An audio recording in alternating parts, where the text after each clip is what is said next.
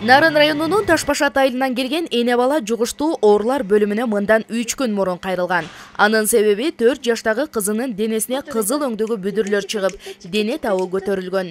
Бейтап келер замат мындагы дарыгерлер кызамык оорусун аныкташып, сактык үчүн өзүнчө обочолонгон бөлмөгө алып, дарылоо ишин башташкан.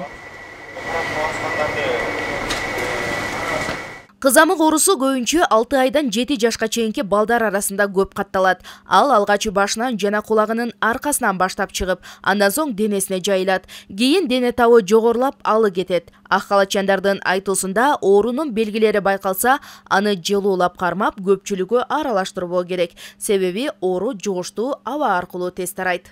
Азыркы тапта инфекционный отделениеда кори менен 3 бейтап жатат. 3 бейтаптын 5 жашка чейинки балдар, үчөтөн прививка албагандар.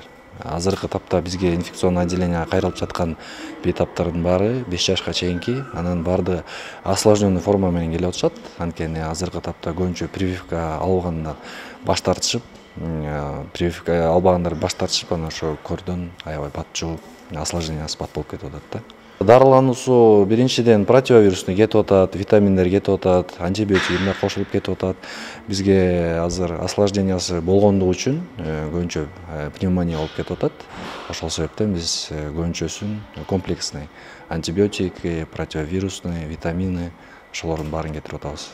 Кызамык оорусу менен Нарын облусу боюнча жыл башынан бери 34 бала катталган. Алардын баарысы убагында эмдөө албаган бөбөктөр. Ал эми азыркы учурда Нарын облустук бириктирилген ооруканасынын инфекция бөлүмүндө 6 айлык 1 жана 4 жаштагы бөбөктөр ак халатчандардын көзөмөлүндө дарыланышууда.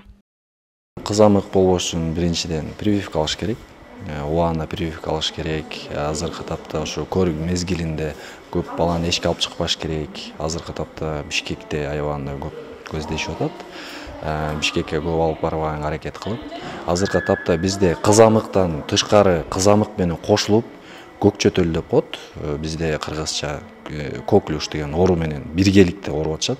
Андай бейтаптар аябагандай оору болуп, бизде акыркы күнү бир больной чыгардык. Аябаган оор акыбалдан жакшы чыгарып, азыр үйүнө кетирилди. Былтыр бизге кызамык оорусу менен 136 бейтап кайрылган. Быйыл болсо кызамык менен 34 бейтап. Вообще, жылга аягына чейин дагы статистика өзгөрүшү мүмкүн. Учурда оору жайылып кетпеш үчүн облустун бардык үй бүлөлүк дарыгерлер өз аймактарына түшүндүрүү иштерин жүргүзүшүүдө.